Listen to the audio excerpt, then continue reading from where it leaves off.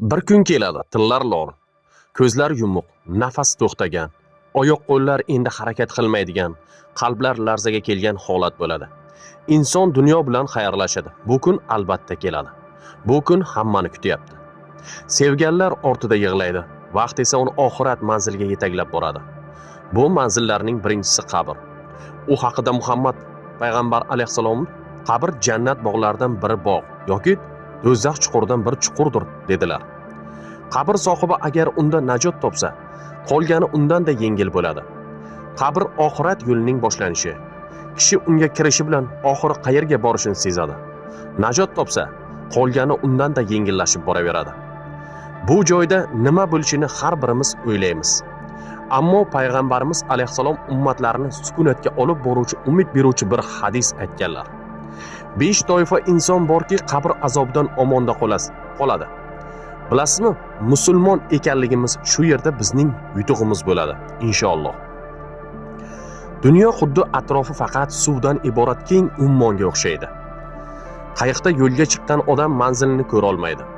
Faqatgina qo'lida aniq koordinatlari bor manzilni topishi mumkin. Barcha iymonli kishi borki, payg'ambarlari ularga mana shunday aniq koordinatlarni ko'rsatgan.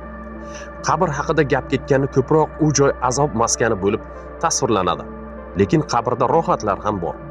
Chunki Rasululloh jannat bog'laridan biri bo'lishi mumkinligi haqida aytgan. Rivoyatlarda aytiladi, qabrda bir mo'min kishi bo'ladi. Unga jannatdagi go'zal hurra ayin jufti kelib salom beradi va qabr sohibiga o'zingga tushuntiradi. Shunda mo'min kishi unga talpinadi.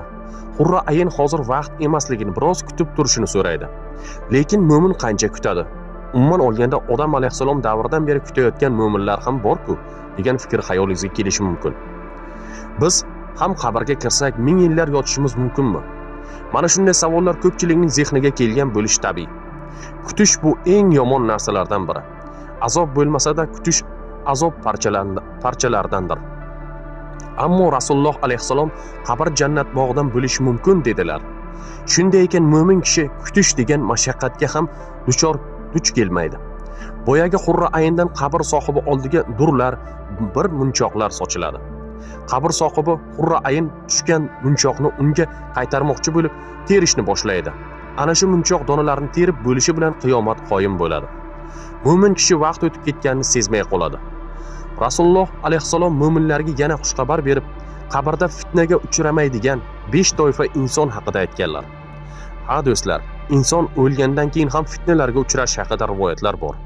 Ammo ushbu 5 toifa inson borki, ular na fitnaga uchraydi, na azoblanadi, na kutib yotadi. Ularga qabr jannat bog'laridan biriga aylantiriladi. Imom Tabaroniy va Bayhaqiylar rivoyat qilgan hadisda Rasululloh sollallohu alayhi vasallam najot topuvchi 5 kishi haqida aytganlar. Keling mana shular haqida aytib bersak. Ushbu baxtli 5 kishining biri shahid. Ya'ni jonini Alloh yo'lida fido qilgan inson. Shahidlar yer yuzidagi eng oliy darajali insonlar. Ular hayotlarini, farzandlarini, mol-mulklarini emas, jonlarini Alloh uchun fido qiladilar. Ular vafot topganlardan eng afzallari hisobsiz jannatga kiruvchilardir. Alloh azza va jalla Qur'oni Karimda ular haqida shunday deydi va ushbu insonlar ham qabrda najot topuvchilardir. Har kuni 10 oyat. Bu 3 daqiqaga yetmagan vaqt. To'liq sura esa 7 daqiqa bo'ladi. Har kun 7 daqiqa vaqt hisobiga abadiy omadlikka, rohatga ega chiqishi mumkin. 5 ta baxtli odamning 4-toifasi bu juma kuni yoki juma kechasida vafot etgan inson. Juma musulmon haftasining ayyomi. Bu kunda dunyoga kelganlar bor, vafot etganlar bor. Juma kuni yoki juma kechasida vafot etgan banda uchun payg'ambar alayhisalom shunday deganlar. Kim juma kuni vafot etsa, qabr azobidan omonda bo'ladi. Bu Allohning maxsus fazli. Har birimiz shu kunda vafot etishni so'rasak arziydi. Biroq yaqinimiz hayotda islom bilan odamlarga ozor bermay qo'ldan kelgancha musulmonchilikka amal qilib, juma kunda olamdan o'tgan bo'lsa, muborak bo'lsin. U odam najot topuvchilar qatorida. Agar u erkak kishi bo'lsa, hozir hur ayindan tushgan durlarni terish bilan band bo'lsa ajab emas. Qabr azobidan najot topuvchi 5-toifadagi inson bemorlikka sabr qilib, qorin og'rig'i bilan vafot etgan odamdir. Har bir og'riq gunohlarni yuvuvchi. Agar banda dardga sabr qilsa, u gunohlardan poklanadi. Sabr gunohlarni yuvadi, qabr azobidan to'sadi. Ibn Hibban va Imom Ahmaddan kelgan rivoyatda payg'ambar alayhissalom shunday dedi: Kim qorin og'ridan vafot etsa, unga qabr azobi berilmaydi. Buxoriy va Muslim rivoyatlarida esa musulmonlarga ozor bergan har bir narsa, xastalik, tashvish, g'am, hatto unga botgan tikon ham gunohlarni yuvib ketkazadi deganlar. Sabr qalbdagi eng go'zal bir xazina. Sabr qilgan banda qabrda ham sababsiz azoblanmaydi.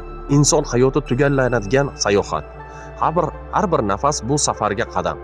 Lekin bu safarning oxiri na shahar, na yurt, balki barzax hayoti, qabrdir. Kimdir qabrda hurning munchog'ini terib rohatda yotadi, kimdir torlikda, g'amda, ozobda yota qoladi. Yuqorida aytilgan 5 toifaning biri bo'lishlik nasib qilsin. Dunyoga kelganimizga barcha kulib xursand bo'ldi. Biz esa yig'lagandik.